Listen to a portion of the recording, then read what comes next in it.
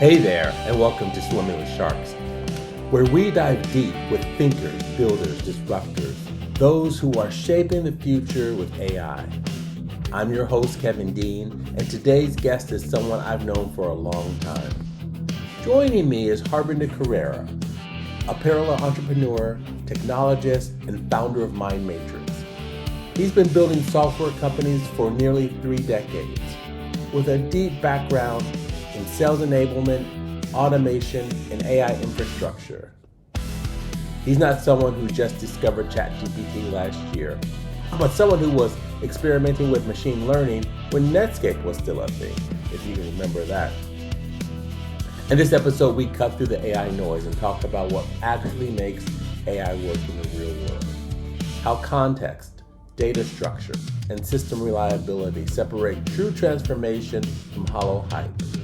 We get into hallucination, data positioning, RAG architecture, and why most AI experts are really just prompt jockeys building glorified POCs. We also explore how leaders must self-destruct their own workflows, their own processes, before competition does it for them. This is a masterclass in AI implementation straight from someone who's doing it across multiple companies every day. So buckle up, we're going to nerd out. This isn't buzzword bingo. This is what it really takes to build with AI. Harbinder, it is so great to chat with you here on the show. You and I have been friends for a long time, done lots of things together, and this is so exciting for me to have you on the show today. Thanks for being here. Likewise, Kevin. We've known each other for a very long time, and in different capacities. Obviously, from a marketing, and now we're talking about AI. It's so how these paths are meeting again. So we're discussing AI. Pretty excited to be on this podcast. Yeah. So just for the rest of the audience, I know you and we go back a long ways, but can you just give everybody an intro into who you are, what you do, and why this is an important topic for you to talk about today? Absolutely. Just a little bit of background on myself. I'm unlike people call serial entrepreneur. I'm a parallel entrepreneur. Okay. So what does that mean? That I started my first software company 28 years ago. So we're in the sales and marketing enablement space. As you know, this is really, AI is really dominating that. So as you can see, I can bring a lot of this knowledge to this podcast today. But over the years, I have started many other companies. One is Rebo, that is basically we do AI-based lease abstraction work, lease admin. Then the third company is construction engineering company. The fourth one is building home automation business. So there are many businesses that I've part of over the years, and I would say. So now I run obviously Mindmatrix. I'm heavily part of that. That is the sales and marketing automation platform. And the first time that I got exposed to AI, that goes back to, I would say 32 years ago Mm-hmm. when I was at Carnegie Mellon and finishing my second master's in, information networking. And so I really, at that point, got exposed to it, and the things were still in the nascency, but mostly on the ML side. And that's really been my journey. And now we're all talking about the LLM models that actually kind of in a different, we call it different transformer technology. That is just a recent one, but that was a different uh, technology that existed. Now, obviously, now we call them transformers, and modern LLMs are based on that. So it's pretty exciting to be dealing with this today after 32 years. Yeah. So, I mean, this is like so great to have this conversation with you because you and I have a lot of similarities in our paths. Both of us have a computer information science background. Both of us have been doing technology, AI for longer than people even have really realized that it's been around. Both of us entrepreneurs. So, the question that I want to get your take on, I get a little frustrated because right now everybody's saying that they're an AI expert. And even a lot of these platforms and tools out there, they're saying that they're AI enabled, AI experts. It seems like it's just a buzzword now. What do you think about all of this, hype around everything being AI enabled and everybody saying that what they have is AI enabled? So it's interesting. I think you're right. You know, devil is in the detail. Okay. So, anybody knows a little bit of prompt engineering, prompting, or context editing, goes on Chat GPT, builds something, and then always goes on Replit, one of these online programs, and creates a program or software, a POC. They think they know AI. Okay. That's it. Okay. That's it. So, but the key is there's a difference between building quick POCs. To me, that is AI agents. Let's go with that for a second. If I go back to my own history here, I started Mindmatrix during .com days, Mm-hmm. 28 years. And that's the time the internet was born, in a sense that, the people were building websites. The modern browser didn't exist. There was a simple HTML programming. We were doing it. And the website, then the .com, all people building the little fancier websites, start to see some tools. And that is really what I see when people are building agents. So easily go online, build some stuff. It's like building websites. Yeah. Okay. But there's so much below that, just building the agents. It really comes down to how do you build scalable, reliable, and secure infrastructure, AI infrastructure that generates positive outcomes for businesses. Mm-hmm. Outcomes and everything that goes around it to support it. So it's not just creating stuff on Replit or Cursor, and then then you say, "Hey, I'm an AI expert." That is really where you see all the gray hair. I'm really heavily invested in the engineering part of that. Yeah. So, and we'll get into the detail. The other important part is not just building the infra. I tell people, what are we doing with the data? That's something that you and I have chatted a lot about data. Yep. It's the game of data. And when you think about data, there are two parts to the data. One is the structured data, and one is the unstructured data. So how do you deal with the unstructured and the structured data at scale with the proper governance and control in place? Yep. So there's so much goes beyond just kind of building the infra. You got to look at this and more about data engineering, the platform that you use, and with the different technologies. And it's interesting enough, before this podcast, I was in a long conference call with my engineering team, and we were talking about hallucination, reliability of LLMs, Mm-hmm. what kind of architecture we need to have in place where we can create reliable outcomes. Now, one LLM, depending upon the criticality of the application, you have to really, if it's a simple, when I look at two kinds of application, one is, we call it data destruction. You destroy a data, you update a record. And one is you creating something, generative AI, that's really you creating a email, whatever, content, or, and there is a human in the loop who's going to look at the email content. You really don't need to worry about hallucination. You do, but somebody can edit that stuff. Yeah. Now, when you start dealing with agents and they're updating using APIs behind the scene, there's a lot going on. The question is, if that doesn't create the proper JSON or the proper structure of the data set that has to be sent via API, you're going to have a problem. Yeah. Okay. Or you have when you think about these LLMs, they're not 100% predictable. They're tokenized system. Yeah. Okay.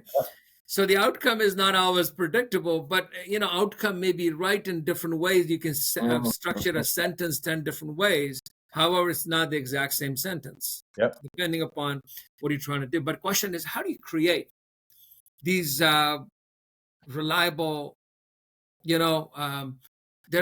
these systems? So a lot of white papers being written around that topic, and that's where my product engineering team going through chaining multiple LLMs together, weighted average. You rank these systems, they rank the outcomes, compare the outcomes. There's a hierarchy. There's so much goes into it. I've just that topic itself. You have to dig deeper and think about it. Yeah. Okay. Yeah. So that is one part of it. Then it's the other part is, and there's so many parts to this puzzle. The other part is context. So important. Context is so important. And context editing, context prompting, what goes into a context that actually defines how your system, your LLM is going to behave, what you have learned about context. So if you want to edit your context, if you want to edit context at the user level, at the corporate level. So there's a lot more going into, context editing, you call context pruning. So how do you do that? So that's another world. Okay. Yeah. And now the other world is how you create these advanced RAG systems. Okay. Yeah. It's not just the data retrieval, but there are many different techniques involved in retrieval of content, unstructured content. So coming back to, I know, sorry, I'm giving you a long-winded answer. This is and as you can see here, it's like a agent building on top, through a replace a tip of the iceberg. Yeah. There is so much underneath it. If you don't understand those pieces, the tip is not going to work. So you have really just given us a great fundamental lesson on what people need to start thinking about. And there's a couple of things like you dropped a lot of bombs on us.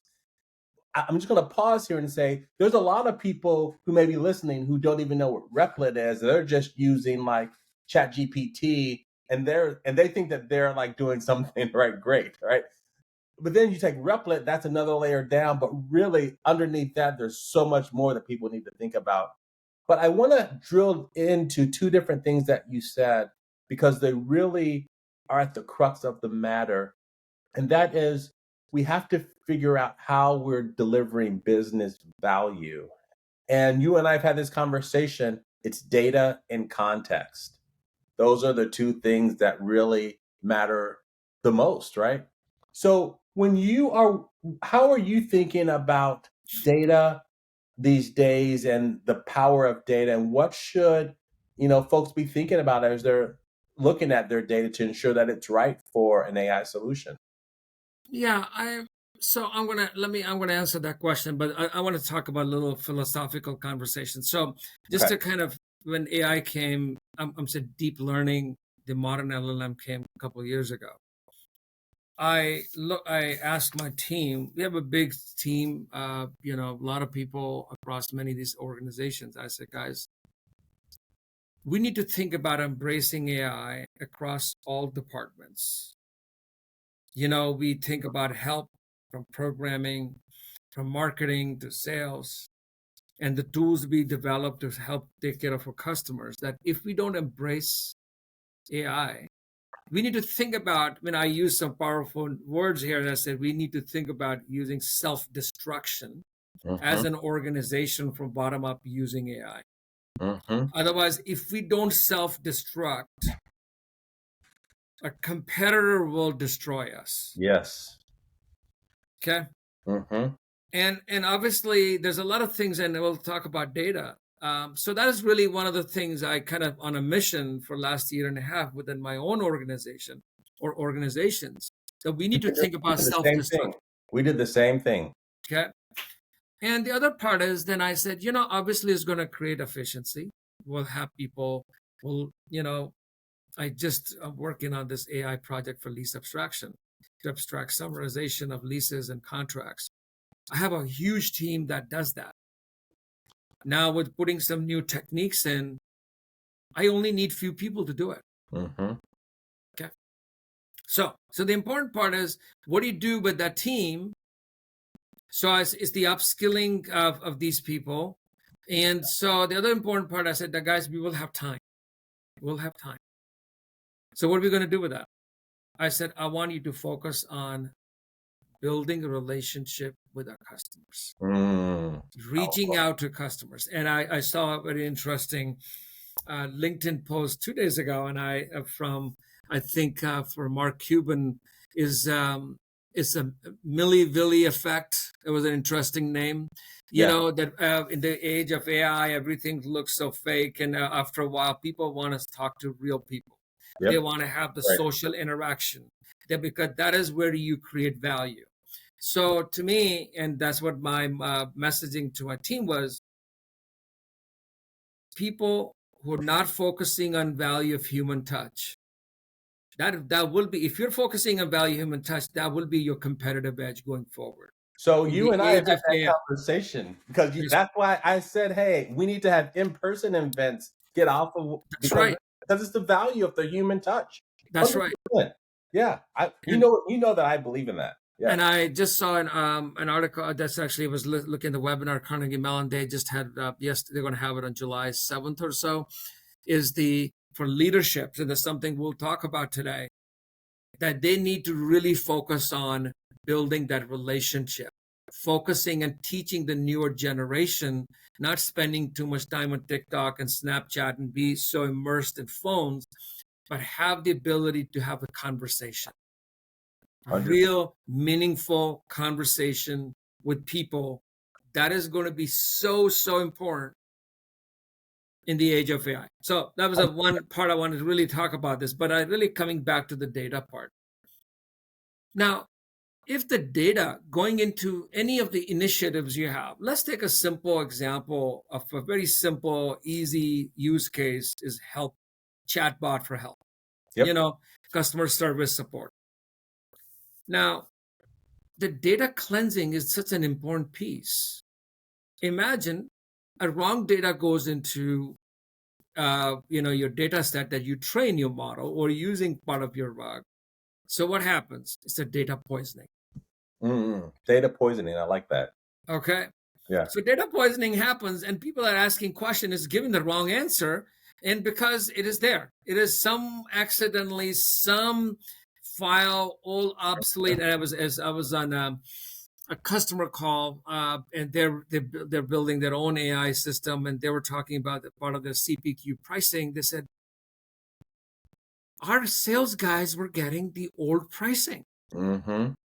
We had to go back and investigate. We found out like almost 6 years ago, there's some pricing data sheets somehow got into this AI system. Yep. Yep. Okay. Yep. And we were wondering, how come our sales guys are quoting less than price for this model? Okay. So that's how we figured it out. So Yep. data poisoning happened from the old data. Yep. That's it. And so the data cleansing, getting a better handle on the data, looking at the data, and have a formal system process within an organization, that not everybody can just go and put stuff in AI, because you need to have one or two level check and say if somebody's validating it. To me, that is important. Yeah. So data is the key, how I see it.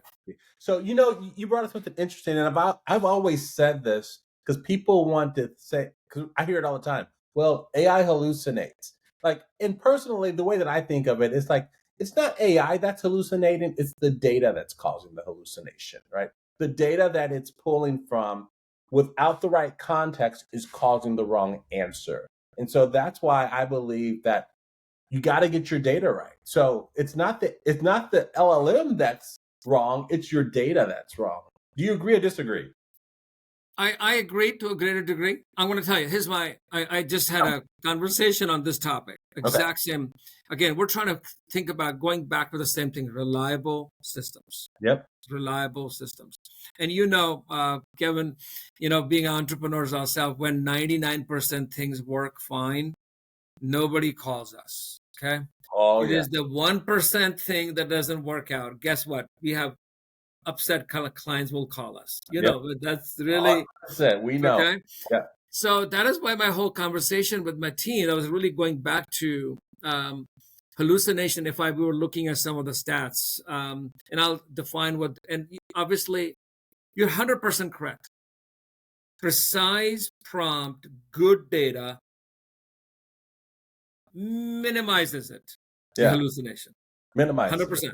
Yep. Okay. There's no doubt about it. That is really where you need to start. Now, if you look at Chat GPT, sorry, the recent, OpenAI, recent model 4.0 and, Gemini, it's like they're saying 0.2% hallucination. It used to be like a 20%, now it's gone to 0.2%. Yeah. Okay. Now, but there are chances depending upon, again, prompting and the data set. And I think I see a bigger problem when it's a hallucination, not giving predictable result for the same prompt. If you execute the same prompt 3 times, 2 times you give different answer, 1 time different, and you got to go back and refine it to be more precise. And so that is really what I see. Sometimes you run the same thing a couple of times, it doesn't give you the same answers a couple of times. Right. Okay, so I won't call that as a hallucination. Okay, that's like not same result all the time.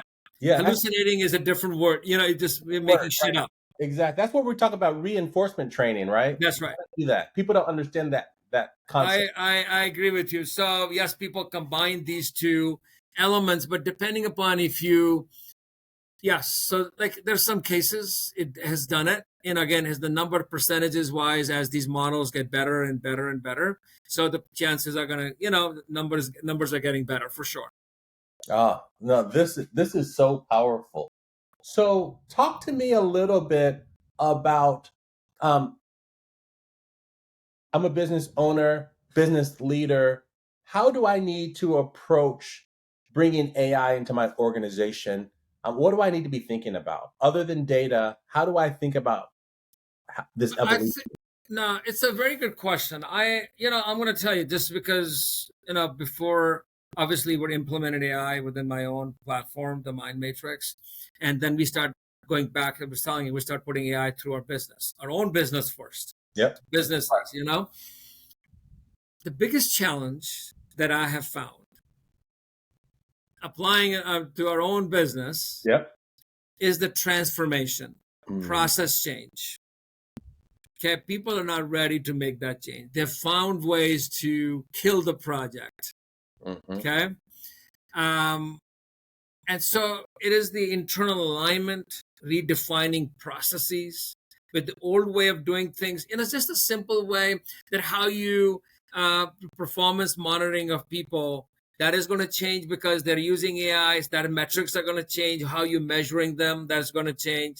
So that is, as a leader, so that is really, in order to have a system in place, depending upon which department you're looking at, it really involves that you need to make sure that the people that are behind you have better process. Yep. And how you measure people's performance with the new process, that is also key.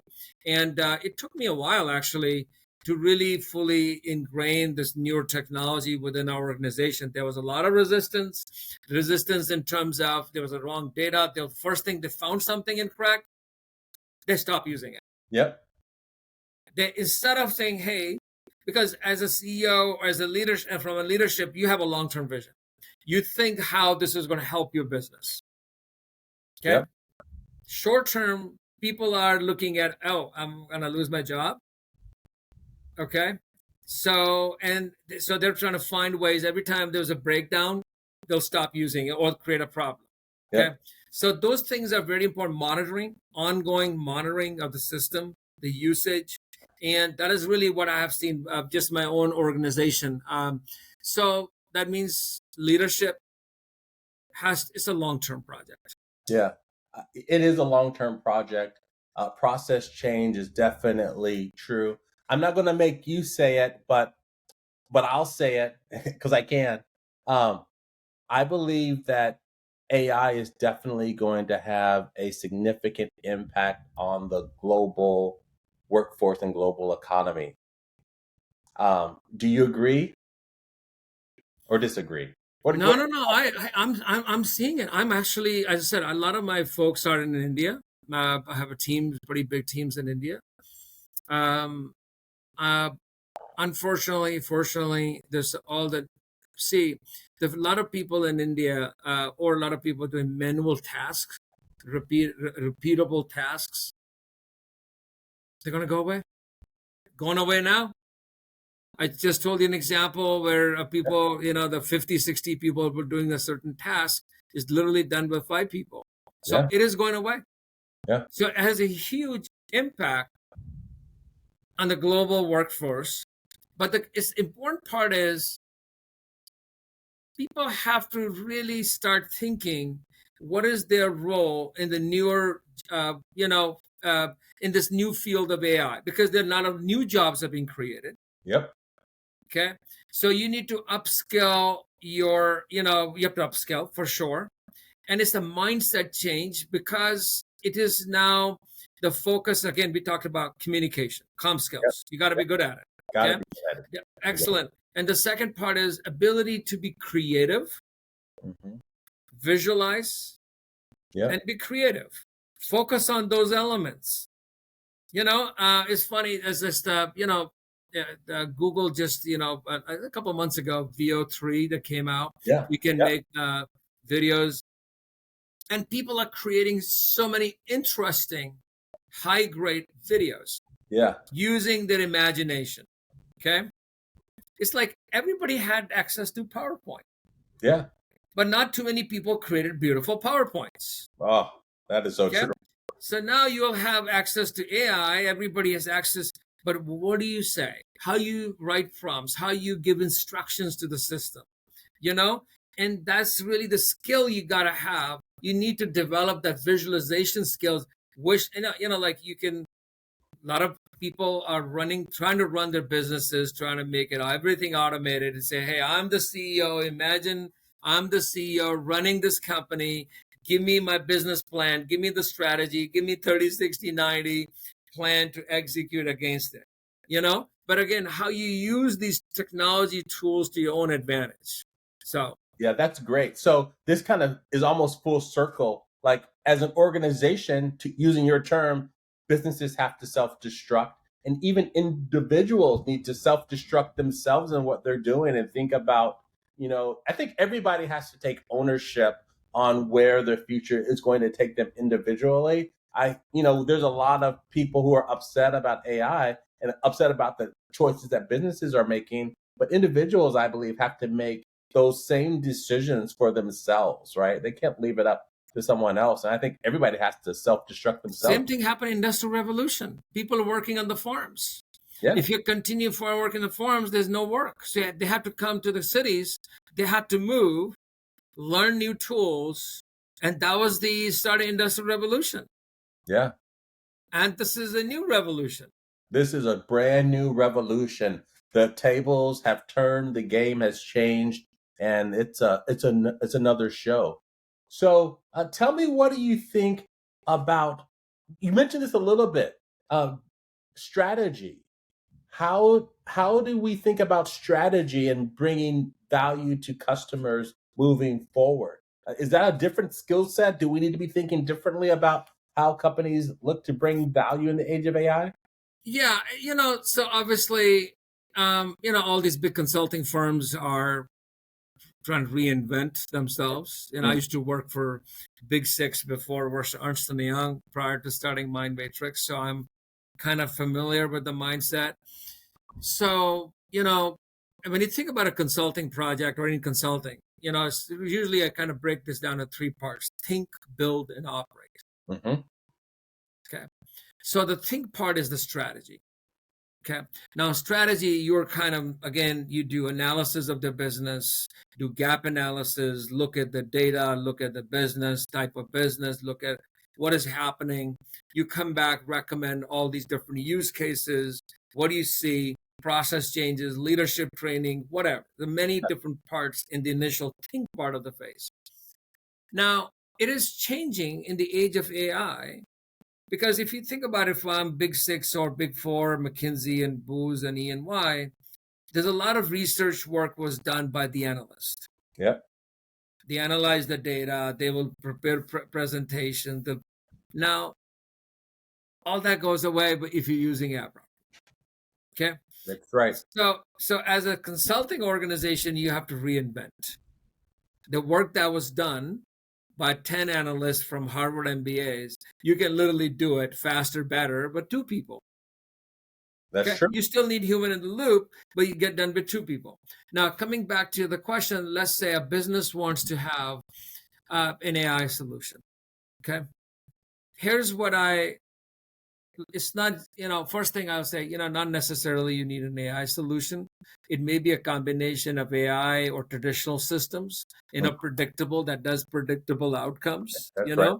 Yep. Don't just jump right in that you need AI because you're hearing the buzzword AI I out in the love market. Okay. It could be a simple automation, doesn't really need AI. You can accomplish, don't just try to put a AI just for the sake of putting AI. That's my first thing. Let's say, there's a definite need in some, so typically if I'm looking at it from as a consultant, the first step is just to get to know their business. If it is a manufacturing, a tech business, or doctor's office, really doesn't matter. Look at the business. And the first is look at, the data. What different data they have within the organization, applications they have, and where the data sits today, in what format, how the data is being connected. Okay. hmm One of the important things is, as I mentioned about data poisoning, in order to do a good job with AI, it's like, you have milk, you got to churn the milk, and the cream has to rise. Yeah. Use that cream. That is the cream you got to use. Yeah. And that is exactly what you got to do in the world of AI. You got a lot of data, churn it, clean it up. And is the good data that you need, is the meaningful data you need, that is what has to be fed on AI. Oh, that's great. Okay. So it's the understanding of, because a lot of times people have businesses, have systems, they don't talk to each other. Yep, that's so true. So what are you going to do? You're going to put an AI that half the systems are not even talking to you? So that doesn't do any good. So the question is understanding the data, where this sits, how you're going to connect it, and then sitting down and backing and say, okay, I see the data. Okay, let's say they have a good data or different shape of form and sizes, and the data could be denormalized and brought in together. Then looking at all the business units they have, looking at the outcomes. What is the use cases that they could have that will create the best outcome for that organization? Where are they spending? It's a typical consulting, where they're spending. Somebody says, I spent so much time in finding XYZ stuff or help. A lot of people are coming in. My sales guys cannot deliver XYZ to my customers or prospects, whatever. Okay. So Yep. what happens if we can improve by 40%? What is that going to do to you? Yep. Okay. Mapping out all these positive outcomes and putting some numbers right next to it. Okay. I would say once that is done, then what impact it would have on the people's process, how they're going to do things differently, So understand mapping that journey as well. So then my recommendation is once that is mapped, start small.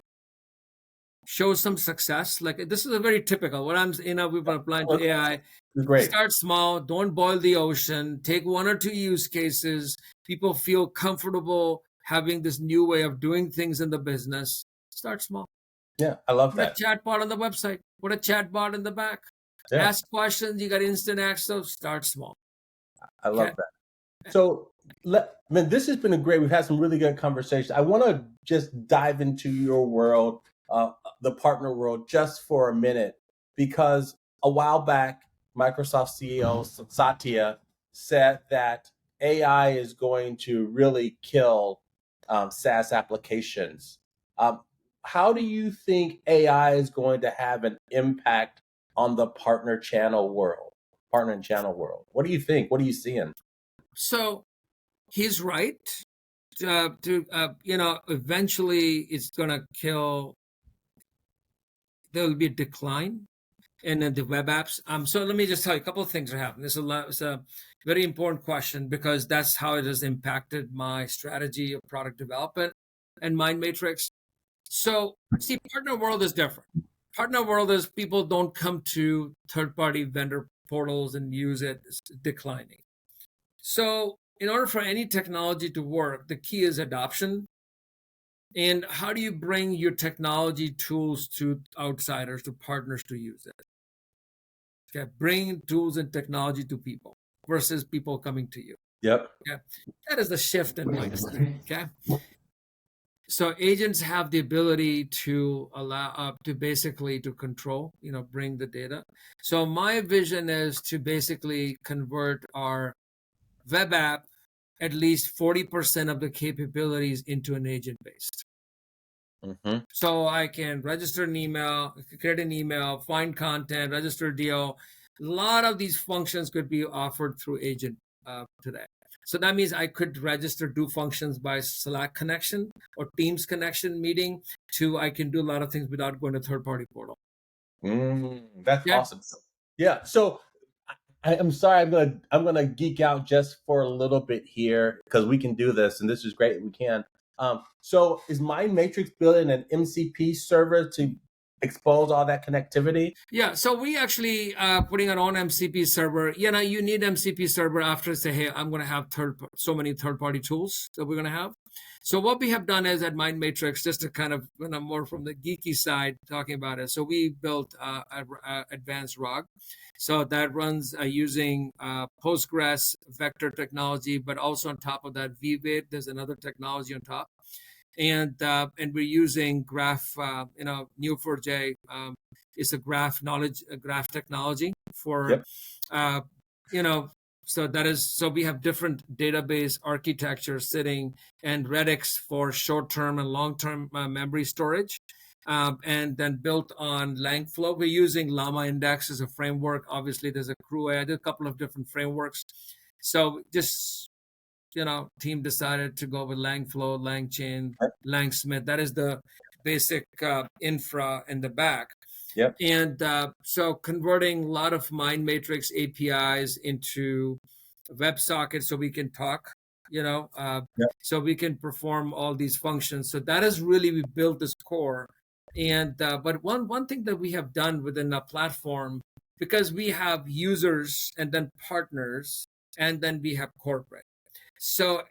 And we needed to make sure there's a proper data governance and control in place. So we have multiple levels, even of contact storage, short-term, long-term memory for the individual user, partners, and then for corporate. Yep. So we have to create a hierarchical, data structure and agentic data flows. So that's what we have done.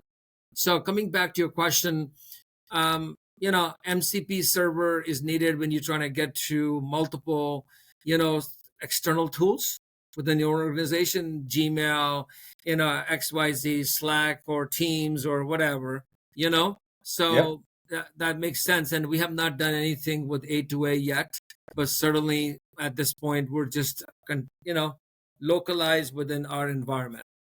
But it sounds like to me, and I know this to be true because you and I have known each other for a long time, you're way ahead of all of these other partner platforms who are just saying that they have AI solutions, but really don't have that core infrastructure like MindMatrix has. No, we're offering AI as a service. Yeah. So we have to be step ahead.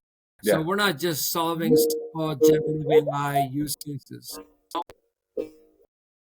So from an email, creating content, we wanted to look at it, take a step back, and provide the infra that can really support any agentic workflow or capability within the system. Anything you can think of with the natural language processing, that I should be as a business owner say, hey, register a deal XYZ and I'm done, move on. Or, hey, can you actually do a search? Can you find out all of my opportunities, organize them in a PDF, the one just closed the last 3 months, and send me the PDF back to me, please. So cool that you guys are so ahead, and I'm like enjoying geeking out talking about this stuff with you because a lot of people you can't have these conversations with. Going back to the beginning of our conversation, people are saying AI, but they really don't have the chops underneath to really prove it and see it. And even in my world, there's a lot of companies who are saying that they are AI agencies because they're using a software that has quote unquote AI tools. But it's two different worlds, versus really having a deep understanding versus just tagging on to your company name or on your website that you have AI features? So, but that's really, again, when you think about an agent world or agentic, so there are many different business, type of applications. Business critical applications people are trying to build. Requirements are different, multimodal. You want images, you want video, you want text and different types. Again, even the devil is in the detail. Devil is in the details. Devil is in the details. And I think coming back to another statement that you made earlier with the milk, in this agentic world where everybody now is saying that their AI, the cream is going to rise to the top, right? The cream is going to rise to the top. And if you don't have that right foundation underneath, like it's going to fall eventually. Yeah, So people listening to this presentation, all the people in the leadership, one of the things, there's so many different materials out there. Kevin, I think you offer a leadership training program that is very helpful. It kind of gives you a roadmap, a blueprint where to get started.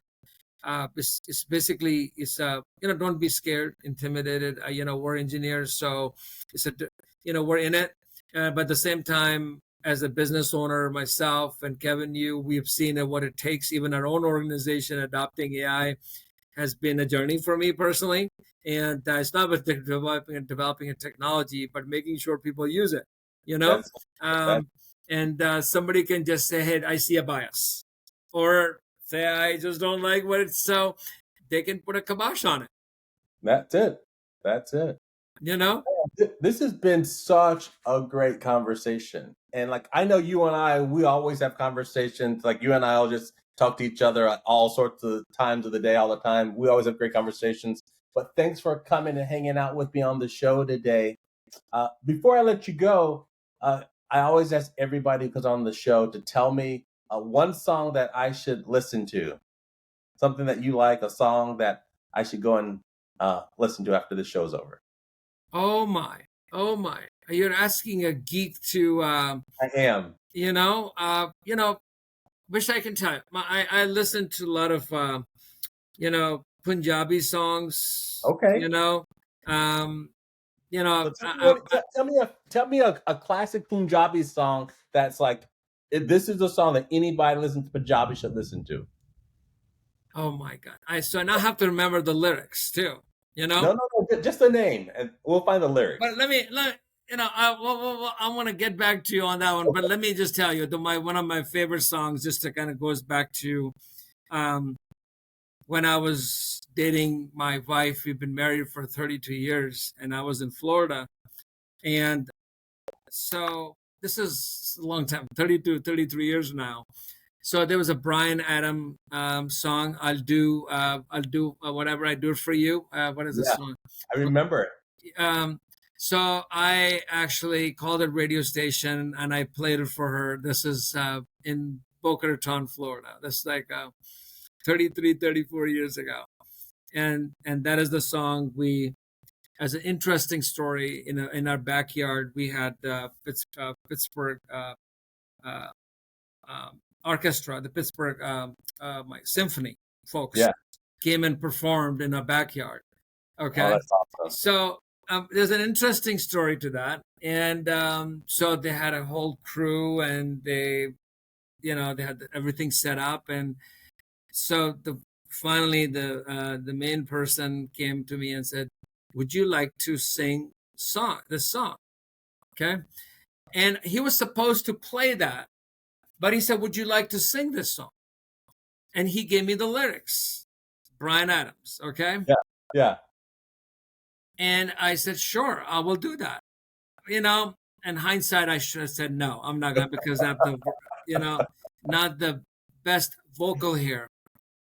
And after, they all played and I, tried to sing that song. Then after everything was over and people were chatting, he came over to me and said, "Oh man, you don't have any pitch." Okay. I said, "Dude, you're not invited next time to my house. I'm not." So you don't have any vocal, nothing. I said, "Get out of here." Okay. Oh my goodness. So that is the story. So I am glad I'm not singing. I can talk about AI, but but that is my song. I love that. I love that. Thanks for sharing that. That's so great. Harbinder, as always, great talking to you. Always enjoy our conversations. They're always meaningful, and it's so great that we could share this with the world today. So until next time, my friend, we'll talk to you soon. Thank you. Thanks for having me. Harbinder and I have these conversations all the time. And I'm really glad that we were able to allow you to sit in and listen to the types of conversations that we have on a regular basis. If there's one thing you take away from this, it's AI isn't just another tool. It's a fundamental shift in how we think, operate, and compete. But it's not about jumping onto the latest platform or calling yourself an AI expert because you use the chatbot. It's about building the right infrastructure, governing your data, training your people, and as Harbinder put it, being willing to self-destruct outdated processes before the market does it for you. If you're a business leader, CIO, or operations exec, and you're wondering, where do I even start? You're not alone. That's why we've created the Executive Blueprint for AI Readiness. It's a simple, strategic guide to help you assess where you are, define what outcomes matter, and then plot your first steps toward a smarter AI-enabled organization. You can grab a copy at our website. Link is in the comments. And if you're ready to dive deeper, or you just want to talk about your own AI roadmap, you can book some time with me on my calendar directly. One last ask. If this episode challenged the way that you think about AI, share it with a colleague or another leader who's navigating the same questions. Let's raise the bar on what AI strategy looks like together. Until next time, stay curious, stay hungry, and remember, in the age of AI, it's not about replacing people, it's about empowering them to do their best work. So just keep swimming with sharks.